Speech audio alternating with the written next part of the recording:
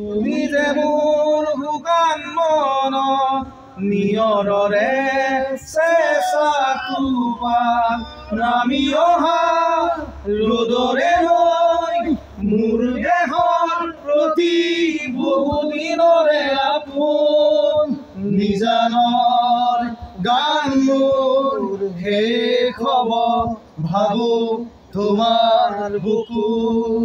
তেখেতৰ ন্যায়ৰ বাবে মোৰ আজি জন্মদিনৰ দিনা তেখেতৰ ন্যায়ৰ বাবে প্ৰাৰ্থনা জনাইছোঁ।